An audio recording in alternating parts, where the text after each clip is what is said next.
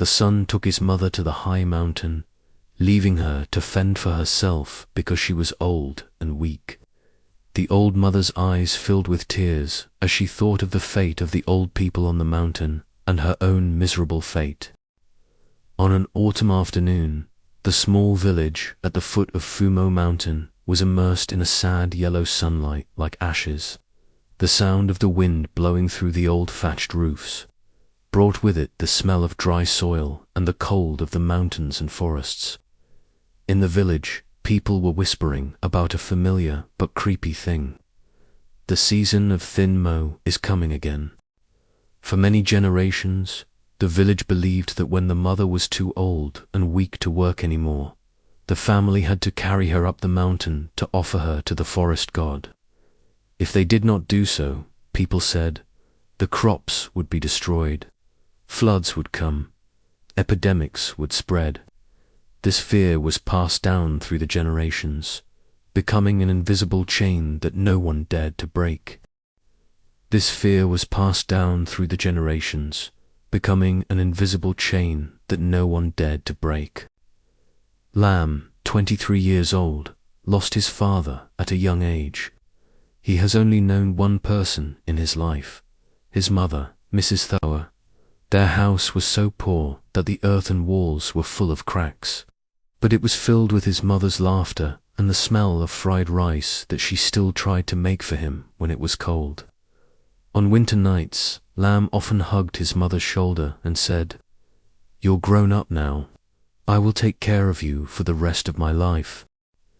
Mrs. Thower smiled, her thin hand stroking her son's head. "I just need you to live a good life. That's enough." But that year, Mrs. Thower's illness became worse. Her eyes were dim, her legs were shaking, and her hands could no longer do light work. The villagers began to whisper as Lamb passed by, "Mrs. Thower is old. It's her turn. This year's harvest has failed. We must hold a ceremony to appease the gods." Lamb listened, and his whole body felt cold. The village meeting was held right in the middle of the communal house yard. The faces were stern, the eyes were old-fashioned and full of fear and belief. The village chief said, "It is the Lamb family's turn to perform the thin mow ceremony. If they do not do it, disaster will befall the whole village." Lamb stood in the midst of so many eyes staring at him. His heart felt like it was being squeezed. He wanted to shout, "That's my mother. Why did you make me abandon her?" But Lamb didn't dare, because since he was little, he had heard too many stories about people who had broken the rules and the tragic endings that people told each other. That evening, Lamb returned home with a pale face. Mrs. Thower sat by the fire, coughing, and asked softly, "What did the village say, son?" Lamb was silent, his eyes red. Mrs. Thower looked at her son. In her eyes there was something both calm and painful, because she knew this would happen. A moment later, she took her son's hand, her hand as cold as frost. "Don't be afraid. I've lived long enough. If the village needs it for peace, I accept it." Lamb burst into tears. His tears fell on the back of his mother's dry, skinny hand, hot. He put his head in her lap, his voice trembling. "I don't want to lose you. I don't want to leave you on the mountain." Mrs. Thower stroked her son's hair, smiling gently. "My son, there are things that people don't dare to resist, but I believe your heart will know what is right." That night, the wind blew down from the mountain, cold. The sound of the wooden fish signaling the time rang out, making people's hearts tremble. Lamb lay beside his mother, eyes wide open, unable to sleep. Outside, the shadow of the ancient custom was advancing, like a hungry beast waiting to devour the small happiness of mother and son. The next morning, before the sun had even risen, a loud knocking sound rang out on the door. Lamb opened the door. It was the voice of the village chief, along with a few strong young men. Lamb opened the door, his face still haggard from not having slept all night. The villagers looked in and saw Mrs. Thoa lying on the bamboo bed, breathing heavily. The village chief urged, "It's time." 2 young men stepped in to help Mrs. Thoa up. Lamb stood in front of them. "No one is allowed to touch my mother." The crowd roared. The tense atmosphere seemed about to explode. The village chief narrowed his eyes. "Then carry her yourself. This ceremony, Lamb's face paled. Why, why so urgent? My mother hasn't." No argument. Someone interrupted. "Custom is custom. Anyone who disobeys will be punished, and the whole village will suffer together." Those words were like a knife cutting into Lamb's heart. Mrs. Thoa heard everything. She waved Lamb over. "Don't argue. People have believed that for a long time. You can't do it alone." Lamb sat down next to his mother, his hand shaking as he held hers. "Mum, I can't do that." She smiled the most painful smile of a mother's life. "Lamb, I have lived long enough. This village is poor, they are scared, they don't know any other way. If I leave, at least they will be at peace." Her words were as light as a breath, but heavy as a rock on Lamb's chest. The news spread quickly. After just one morning, people flocked to Lamb's yard, whispering and whispering. "It's pitiful, but we have to do it, ... This village exists thanks to this ceremony. I'm old, why keep me here?" An old woman even said. "The day I was taken away, it was probably the same." Lamb listened and was stunned. People talked about abandoning their old mothers like they talked about everyday cooking. Trong Lang Ki, Cho Lam, MTTMVC, Kun Cho, Bakai, Trugi, Tran Ni, Elaine. Kang Aig Hunchayan Barko, the San Sort Waini Kai. Kang Aig Hunvayak, Ko Law, Git MT, Kongi. H. Cha, St, Haitai, Hway, Tai, Hway, Ma, HT, Hyen, Hoiksut, Bo, the H. Lamb helped her mother sit up. She was so tired that she had to breathe heavily after saying a few words. "My son." She took Lamb's hand and held it tightly. "I don't blame you. Don't let this guilt haunt you for the rest of your life." But that very sentence made Lamb hurt even more. The mother and son looked at each other for a long time, as if wanting to engrave every line into their hearts, as if knowing that after today there might not be another chance. The village chief urged, "It's time." 2 young men stepped in to help Mrs. Thoa up. Lamb stood in front of them. "No one is allowed to touch my mother." The whole crowd roared. The tense atmosphere was about to explode.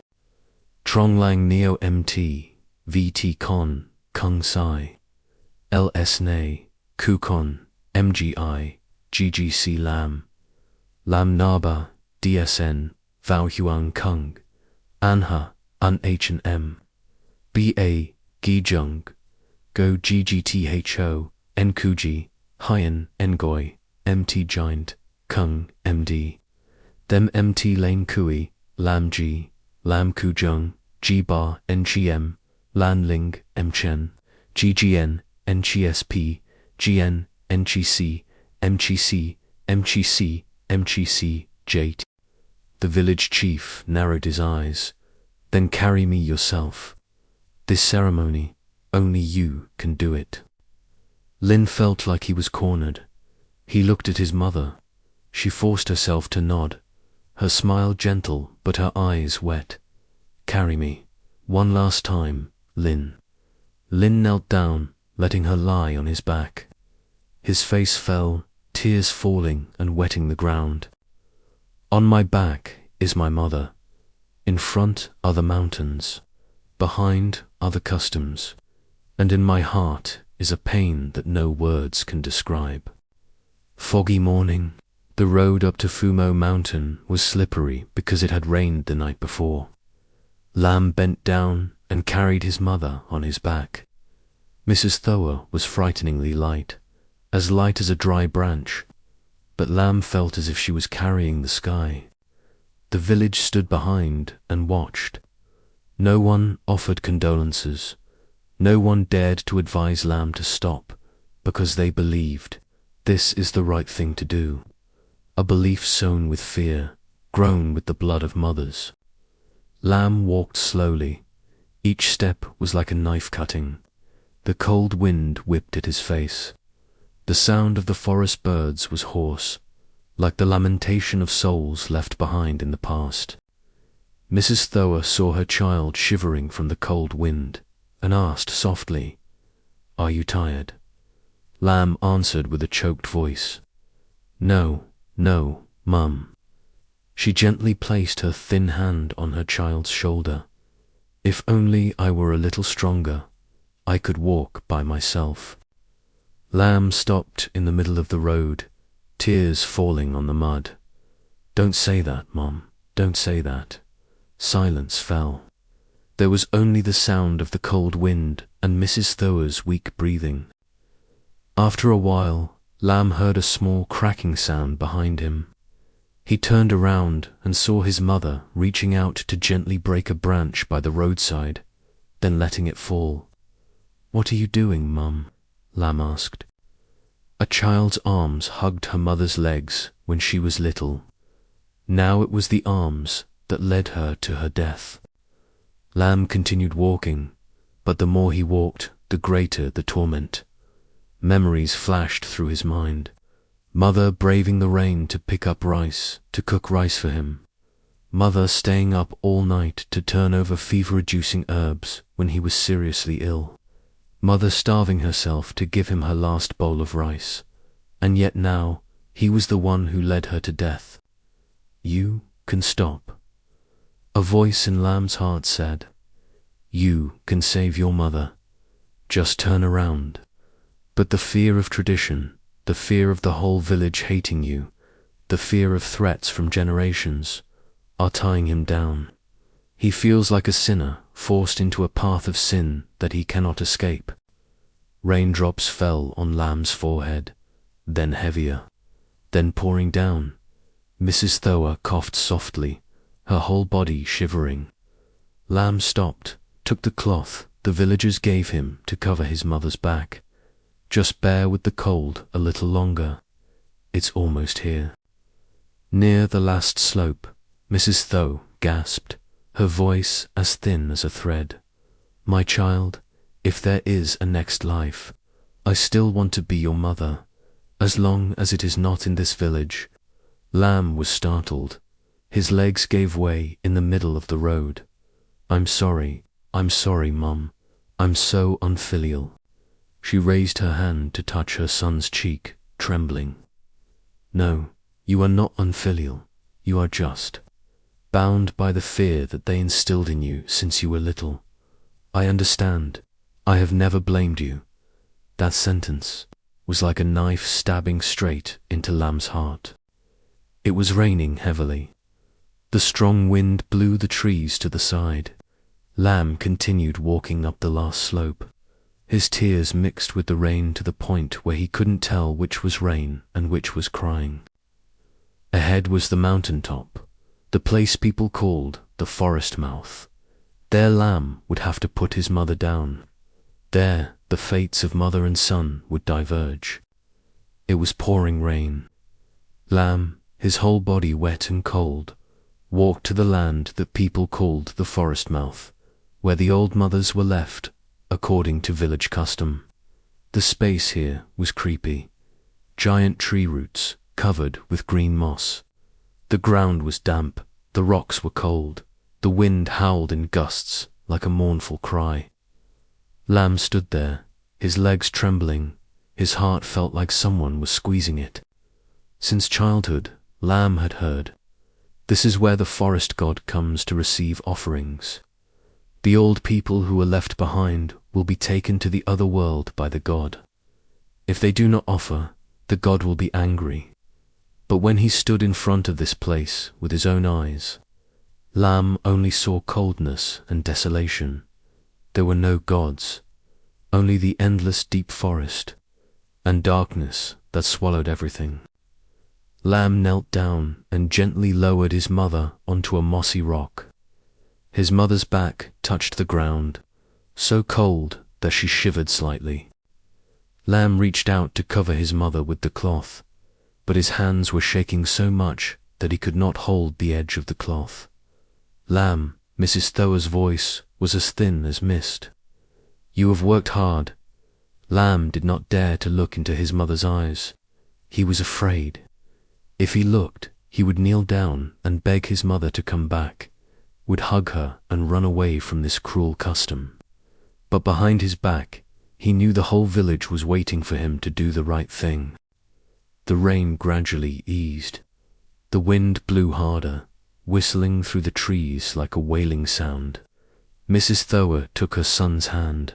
Lamb, listen to me. Lamb leaned closer. Don't let fear rule your life. I don't blame you. But don't ever let anyone take away your good heart. Her voice was so weak that each word seemed to draw out with all the strength she had left. You are the most filial child I have. Lynn's heart clenched. Hot tears fell onto her mother's hands. The village chief stood a few steps away, speaking loudly to be heard over the wind. It's time. Let's go, Lamb. Don't stay too long. Lamb turned back. I'll ask for a few more minutes. No, the village chief shouted. The forest god doesn't like people lingering. Which god? Lamb wanted to shout that, but his throat was tight. He turned back to look at his mother again. Her face was pale, but she still tried to smile gently, a smile that made one's heart want to break. Go, child.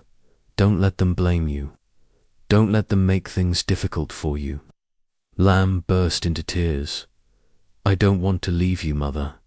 I don't want to. She placed her hand on her child's cheek, as light as a leaf. No mother wants to leave you, but my life is enough. Lamb stood up. Every step back felt like someone was cutting into his heart. He looked at his mother one last time. She lay on the damp stone. The cloth covering her body fluttered weakly. The rain covered her thin silver hair. Her dim eyes still followed her son's figure. When Lamb turned back, she still looked at him. Not crying, but her eyes were full of pity and acceptance. An image so painful that it could haunt a person for the rest of his life. When Lamb had gone a few steps, he heard his mother coughing, then breathing heavily.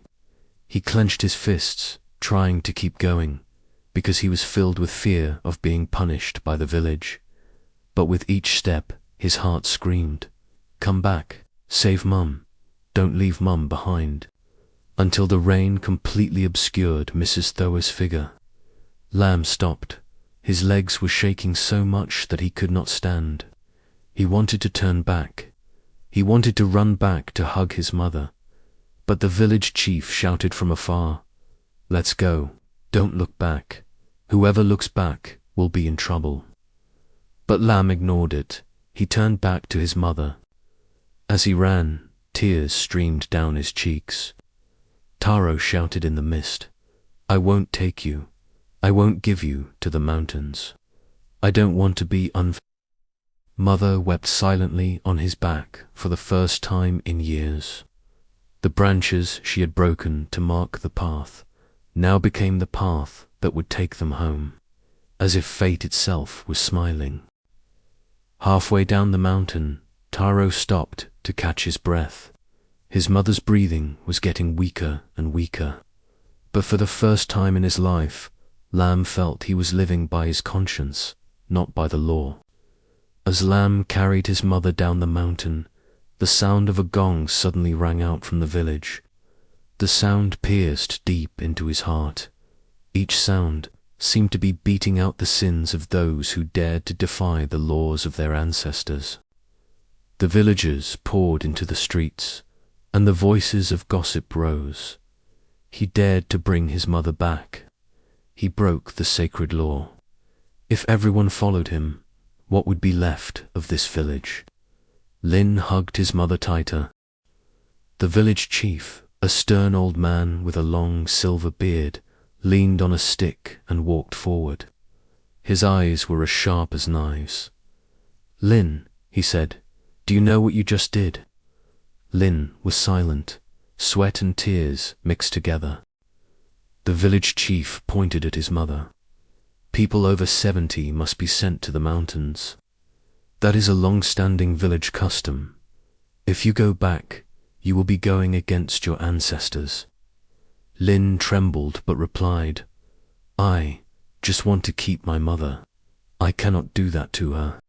The village chief growled. "Filial piety is not about raising useless people. The village survives thanks to the sacrifices of the elderly." The crowd roared in response. Mother looked at Lam, holding his hand tightly as if to tell him not to give up. Lam was taken to the village square where all important decisions were made. Mother was placed sitting against the wall, breathing heavily, her eyes worried. One of the villagers shouted, "Take them both back up the mountain, mother and child." Another shouted, "If you let him go, the village rules will collapse." The villagers' voices were like raging waves threatening to drown his family. Toro knelt down and bowed his head. "Please, please forgive mother. It's all my fault." But his plea only made the villagers angrier. Suddenly, the mother tried to stand up, fighting the fatigue that was about to take her away. She walked out into the middle of the village yard, her voice weak but clear. "It's not my child's fault. It's all my fault, because I'm still alive." The whole village was dead silent. A mother only hopes that her child will not have to suffer when criticized by others. "But if because of me, my child is punished, I will leave immediately." Lam burst into tears. "Mum, no." Mum reached out and patted his head. "Son, let me protect you one last time." Mother turned to the village chief. "Is this custom really for the village, or are you afraid of the burden of love? If our ancestors truly wanted good things, would they teach their children to abandon their parents?" Those words made many people in the village bow their heads, but someone still shouted, "Don't be swayed. The custom is the law of heaven." Mother looked at each person in the crowd, her eyes strangely peaceful. Karma does not come from the mountains, but from the hearts of people. You abandon your parents today. Tomorrow your children will abandon you. The atmosphere was so heavy it was suffocating. The village chief banged his stick on the ground with a bang. He spoke slowly. "Lin, for breaking the village rules. You should have been expelled." Lam bowed his head, accepting. But the village chief continued, "But what your mother said, I cannot ignore it. This is the first time in my life I have seen the village rules challenged by true filial piety." The villagers were in an uproar. "I will give you one day. If you can prove that keeping the elderly is beneficial to the village, I will consider changing." Everyone was loudly protesting, but the village chief was determined. Lin looked up. I will do it." Mother looked at him with sparkling but tired eyes. Lam helped his mother home. She lay down, her breathing becoming more and more fragile. He knew he only had one day to save his mother and change the whole village. On the table, the branches that his mother had broken off on the road lay scattered like dried tears. One day to save his mother, one day to go against tradition. The next morning, before the sun had even risen, Taro woke up. He looked over at the bed. His mother lay still, her breath as light as the morning dew. Every time she breathed, her chest trembled weakly. Lam took his mother's gradually cold hand. "Mum, I will save you. I will change this whole village, I promise. She opened her eyes very slowly, smiling weakly. Taro, don't do it for me. Do it for the other old people, and for the next generation. Those words made Taro's heart ache as if it was being squeezed. He stood up, determined to race against time. Lam went around the village. No one wanted to open the door for him. Everyone was afraid of being implicated. But he patiently called each house. The first house, Mr. Hoku's. A 68-year-old man, thin and trembling with illness.